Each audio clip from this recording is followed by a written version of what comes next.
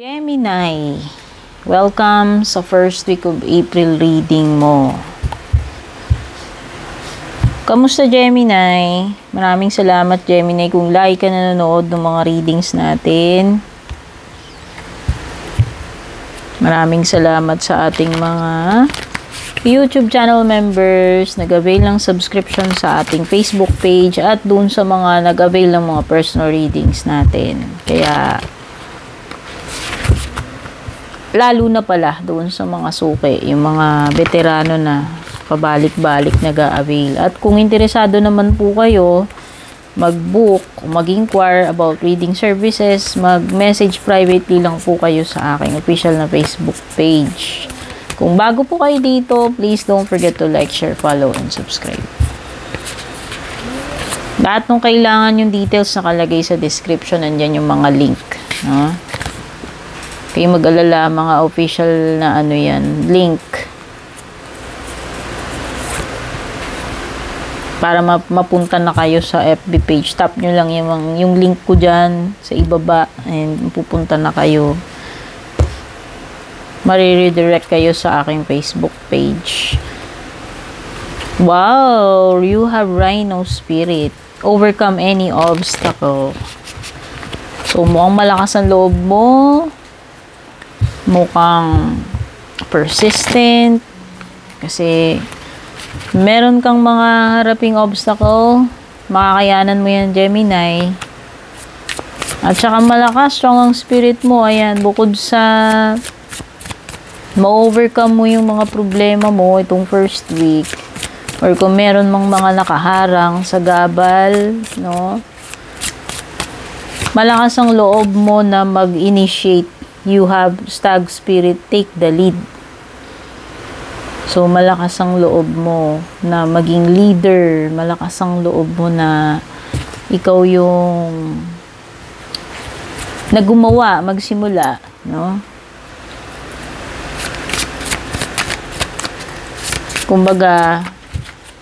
Kumbaga, 'di ba, nung bata pa tayo, sa kumbaga sa pila, ikaw yung nasa first in line, ikaw yung matapang, ikaw yung nandun sa harap, o diba? O, sinong magbo-volunteer? Yan, diba, madalas sa mga klase natin, nung bata tayo, may mga ganun, no? Tapos yung mga takot, nandun sila sa likod, ayaw nila. Yan, pero ikaw malakas yung loob mo, itong first week, no? Kumbaga sa recitation, yung mga nag-review, sila yung mga nauunang mag-recite sa graded recitation. Hindi takot mauna, di ba? Time to heal, Gemini. Oh, kailangan mo ng recovery period. Kailangan mo daw pagalingin muna yung sarili mo. Karoon ka ba ng sakit or feeling unwell lately? Masama loob? Sama yung pakiramdam. Basta kung ano mang klaseng healing yung kailangan mo, healing man ito sa pagiging broken-hearted or healing ng pangangatawan, kailangan mong ipahinga yan.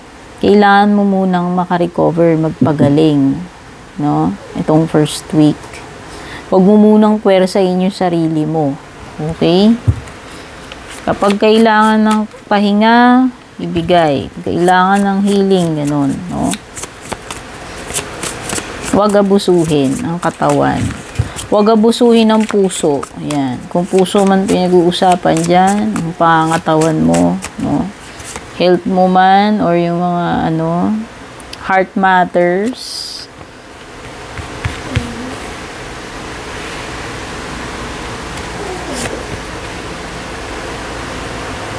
Kumbaga, if you're feeling blue of color, kailangan mo namang pahinga-pahinga din pag may time, di ba? Or hintayin mo unang makarecover uli ang katawan, ang puso, bago uli sumabak. Two of Swords. Pwedeng may Libra energy dito. Another air sign, King of Swords. Pwedeng ikaw yung isa dito. May dalawang air signs dito eh. Okay, so pwedeng ang Libra and then yung isa pwedeng Gemini, Libra, or Aquarius.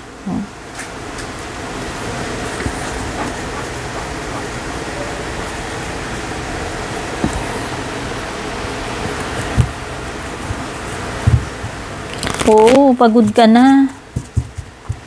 Kailangan mo magpahinga talaga. Hindi lang katawan, pati yung damdamin mo. O, nakikita ko dito. Parang pinipilit mo lang siyang kayanin. Pinipilit mong kayanin. Naghihintay ka ng miracle dito eh. Meron ditong situation na pag-give up na. Almost pag-give up na. Naghihintay na lang ng sign. No? With the 9 of Wands. And yung iba sa inyo nako-confuse kayo, 7 of Cups. Daming gumugulo sa isip niyo Ayan, 2 of Swords and 7 of Cups. Dalawa yung cards mo na nagsasabi na ikaw ay confused. May mga gumugulo sa isip mo. At saka ang dami mong naiisip na posibleng scenario, iba-ibang mga scenarios tong lalaro sa isip mo, yung mga nai-imagine ka na ganyan. No, yung mga pwedeng mangyari or ano yung mga pwede mong gawin. Pero sa dami ng 'yan, sa kabila ng dami mong options, hindi ka pa rin makapili. Hindi mo pa rin alam alin dito yung dapat na piliin mo or gawin mo. Okay? So, ayan. Gamitin mo yung pagiging King of Swords mo daw, Gemini, dito sa situation na to. Kung nako-confused ka. Possible na iba hindi kayo makamove on na yan, 2 of Swords.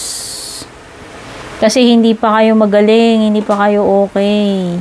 Yun nga yung sinasabi sa'yo nung snake spirit na take time to heal. Take time to heal, Gemini. Hindi ka talaga makaka-move on pagka ganyan. Nananariwa yung nananariwa yung sugat. Kung may sugat man sa puso.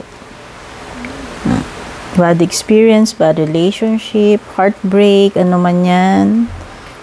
Okay? Kailangan mo lang siguro ipahinga muna yung puso mo, Gemini. This time, mas makakatulong na maging King of Swords ka. Instead na maging paganahin mo yung emotions mo dito. Mas better or mas makakatulong sa sitwasyon mo ngayong first week na maging logical with the King of Swords. Okay? Analytical and logical skills mo gamitin mo. Pagiging air sign mo. Qualities ng air sign yan. Specific si King of Swords. And I think you know what to do. No? Matalino ka, Gemini. Alam ko na alam mo yung dapat mong gawin dyan. Kaya lang, nako-confuse ka kasi may mga times na umiiral dito is yung puso mo. Instead na yung utak mo. Tingnan na natin yung love life mo.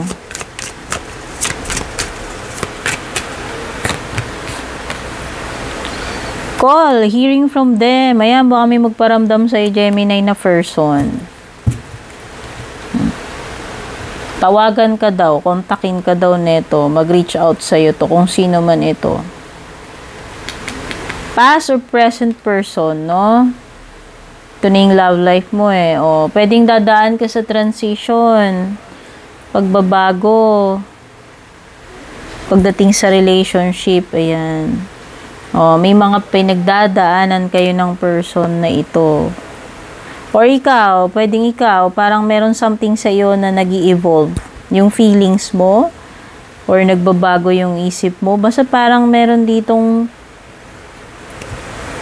process eh. Parang may nangyayaring process.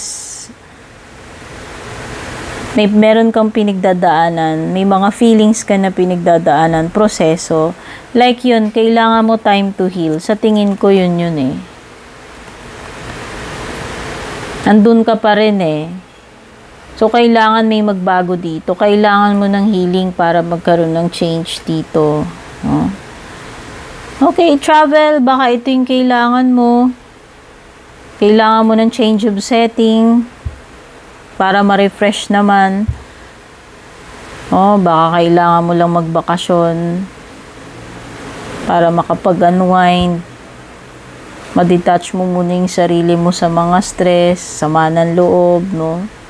Pero pwedeng ayan, either may actual na travel, hindi ko alam kung may travel kayong mag-asawa, mag-jowa, or yung isa sa inyo aalis, hindi ko alam. Pero, may mga experience dito. Possible na naghihintay sa iyo, Gemini. Kung iibahin mo yung setting, yung lugar mo.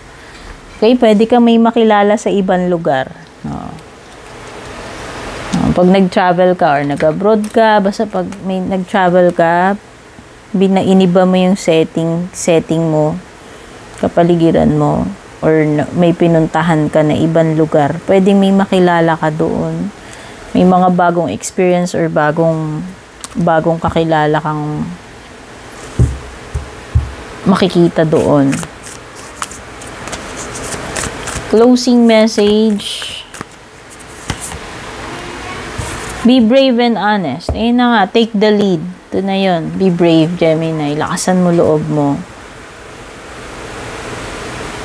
Take the first step. Take the first move. Huwag ka matakot. Ayan. At maging honest ka daw. Okay, Gemini. Take care and God bless.